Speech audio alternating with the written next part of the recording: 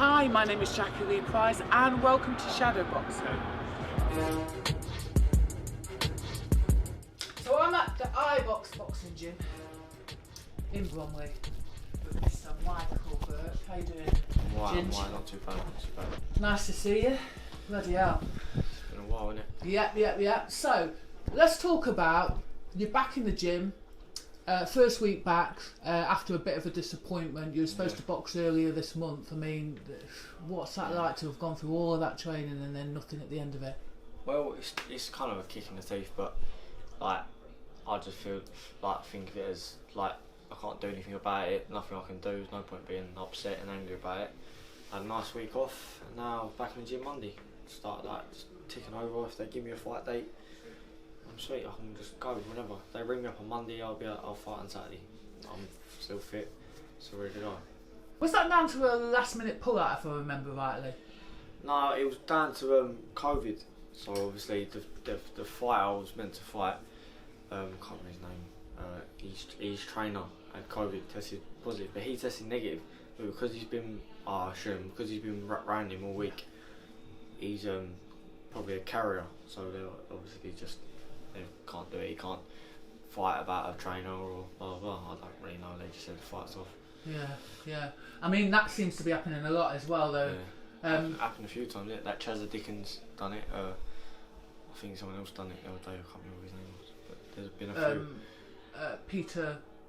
Peter Fury. Yeah, there's a few. Yeah, a few people who are getting it now. I mean, you're looking. I've obviously been around you in the boxing gym. I've been around you in your strength and conditioning. You're looking like phenomenal. You're firing on all cylinders. How difficult is it to sort of, you're ready, you're there ready to go, and then you're kind of having to sit on the sidelines watching your mates go out and perform? Well, it is frustrating. It is annoying the fact that I've obviously trained for so long and I've taken away a little bit, but I'm sure my time will come again. I'm only 19, so obviously it is very frustrating the fact I've done that. I've done the camp and it got took away on the Thursday of the fight. But what can you do? I'm only 19, I'm only young, so I'm sure I'll be ready. Yeah. So before we go any further, for people that don't know you on my platform. Can you tell us a little bit about your journey from, the amateur scene and coming into the pro scene? Because obviously you've been around boxing a long time. Yeah. Well, I've said on previous interviews, I've been here since I was 15, 14, sparring the boys, Garton, Ski, Lerone Richards, CJ, all the boys, Johnny Coyle. Even before that, Ricky Boylan, Lewis Petit, I sparred all them boys when I was well young. So I think that done me a favour leading up to now. So I think now I'm more of a matured fighter than what some of the other boys turning over are. Because I've done my apprenticeship, I've done my 3 years, them hard 3 years, growing a bit of man strength, and I think now I'm more settled. I know the game a bit more. I think now I've just got to start upping the rounds and fighting more. So let's talk about that. So the man strength is talking about that. People we're seeing at the moment are turning over for various reasons young. Now, the argument is you've turned over young, but like you explained, you've been in this gym, haven't you, since 3 years or whatever. Yeah. So would you say that you're fully developed your man strength, or you still got a bit of a way to go? No, I think I'm still growing, getting more strength, more stronger. I think when I'm only 19, I'm still only a baby. Obviously I don't think that, but everyone else thinks that. So I'm probably about 23, 24, I think I'll fill out again and I'll go a bit more man strength. The thing is, people are turning over because the amateur game's just dead. There's no money in it, there's no things. Everyone wants that high life and money and fame, and I think people are turning over for the wrong reasons nowadays. I have to agree. Here's the thing, Ginge. We were talking earlier on about, people turning over, and it's fair enough, but do you think that people aren't aware of how long, say like someone like yourself, has been around training in the background before you actually got your debut? Well, I think people are just turning over and they're just fighting straight away, and I think there's no good doing that. You've got to do round. You got to go around to gyms, spar other people, have bad spars, get bashed up in sparring, and that toughens you up. I mean, if you get bashed up in sparring and you like shy away from it, then what are you going to do in a 12-round fight when you're losing? Are you going to throw away from it, or are you going to keep going? You got to like learn, be with your trainer, like form a connection with your trainer. Me and I've known Al since like years, so me and Al have got a like good connection with like friends. But obviously he's my trainer, so there's obviously respect there. And yeah, people are just turning over and just fighting. I think you have to do your apprenticeship. Like I said, it's a full-time job now. Being a pro, you train every day. It's a full-time job, so you need to do your apprenticeship to get to that level. 100%.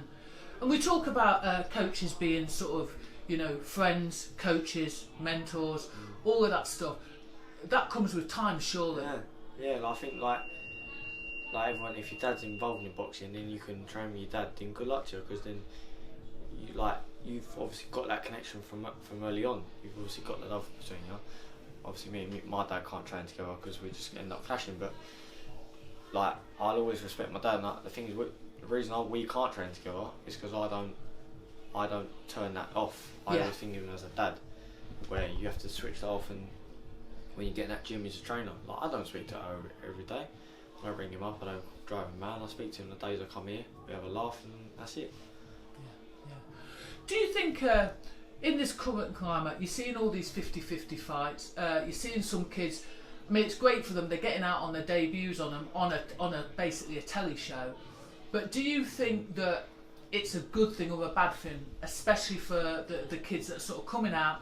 They're having their debuts against proper solid journeymen. Yeah, I think sometimes some people, like some boys and kids, they need that, like them few little journeymen to help them get into the program. I think like myself, a few other boys, like I don't get nothing from a journeyman. I need someone to come at me, and then you'll see the full potential. Because if I've got someone who's just going to hold their hands up and thinking I might as well just punch the bag all night, so I need someone who's going to throw. I need a fight. If I ain't got a fight, then I get lazy, I get sloppy, and that little bit of like fear of someone's going to throw back at you, that gets you going. I think Al said it in all the next fight, it's probably going to be a 6, and it's going to be a proper opponent, and that's what I wanted it. I've said to Al, I said I want a proper fight. I think now these 50-50 fights are going around, it's going to be better for me, because you'll see the proper ginge. Yeah. What do you think of some of these people, Ginge, that like they're getting the opportunities and unfortunately, you know, they're not going their way? Well, like the pros are hard game. It's a man's game. It's not no little amateurs 3-3. You can tap and you can dance around. It's 4-3s. The extra round, I know it's only a round, but that's just the start. And you got 6, 8, 10, 12. Once you start getting to 8, 10, 12, that's when people start. You see where people are at, and if they can't do the 10, 12 when it gets hard, then they're not going to be able to do the 10, 12 later in their career. You can have an hard fight in the program. If you shy away from that, people are going to see, promoters are going to see, and you'll be put to the side. I think, like, if you want to shine, like Dennis and Sam Noakes, they're putting on the performances, and they're shining away, and they're getting the credit they deserve. Are you seeing at the moment, like, you know, the kids that are going in and they're probably the underdog, and they're thinking, do you know what? I've got nothing to lose. That is their opportunity. Like the fella I was fighting, I think he put up Facebook thing saying, this is his time to shine. It's their time to shine. Young prospect, like that's their time. If they beat them, they've taken their slot. Nowadays, there's no time for excuses. There's no time for I'm not ready, blah blah blah. And I know it's harsh because some kids need that little bit of thing, but it ain't gonna work nowadays. It's hard fights, and if you can't do it, then you better go back to the amateurs. The pros are a hard game. I'll be honest, like, Ginge, I've known you for a couple of years. I've known you from the amateurs. Yeah. I've seen such a, you know, a development in you, a maturity. You've adjusted really well to the pro scene, haven't you? Yeah, I have. To be fair, as an amateur, like my last year, I was really a pro already. I weren't really an amateur. 100%. I was trying to look for the body shots, and I was getting warm for low blows, and my feet was a bit slower, and I wasn't an amateur. My last bout was a youth I didn't even do the seniors because I didn't want them. I was pestering out at 15, saying, like, come on, let me turn pro. Let me just stay with you and like give up amateur. He's like, no, you've got to keep amateurs. So on my 18th birthday, my dad gave me a present. It was to my contract. I didn't even look at the money. I didn't even look at whatever. I just signed it. I was like, yes, that's me. Done. Didn't care who was on. I didn't care if you put me the worst promoter in the world. I was just glad I was pro. And I think the program suits me better. If taking into account what you've just said, and you've turned over very young, if there was a situation for a young boxer to turn over though, right now, what would your advice be though? Think about it. Go home, talk to your family, talk to your coach, find out who you're going to train with, who's your manager, who's this. Like, I would take care of me. I know that. Like, if I'm having a bad spar and I'm taking too many shots, he'll be like, yeah, that's done, no more sparring. I'm like, what? I've got a spar. No. Like, he's always got your best interests at heart. And if your trainer ain't got that, then you've got to find a new one. If you always think about what, like, decisions, like, just think. Yeah. I think also it's important that they have that development, like you were saying. Yeah, you can always, like, as well, if you pick the wrong promoter or blah blah blah, or wrong trainer, you're stuck for 3 years. That's like the minimum, like, contract, like sentence, not sentence, but like your thing. It could be like a sentence. Yeah, but so like if like in 3 years, like 3 years is a long time. If you're not getting that, that's your life done. Yeah. Like for 3 years, like your first 3 years. Let's say you're 18, your career starts at 21. Yeah. I mean, because you've got a bad promoter or a bad trainer or a bad manager or whatever. Yeah. You've got to find out what's best for you. It's actually a pleasure to see how you're developing in the pro games. Is there going to be a platform for Ginge to show his skills before 2020 is out? Hopefully, I do hope I'll get out by the end of the year. It'll do me a favour, Christmas presents and all that. Yeah, I just want to fight. Do you know what I mean? I've been pro for about a year and a half now. I've been pro longer than Sam. I've been pro longer than Dennis. Do you know what I mean? I've been in the program longer than all these boys. I've only had 3 fights, and I think if you just give me that chance, then everyone will see what Ginger's about. If you like this video, please go ahead and give it a thumbs up. If you're not a subscriber of Shadowboxruk UK, we'd love to see you, so please go ahead and subscribe now.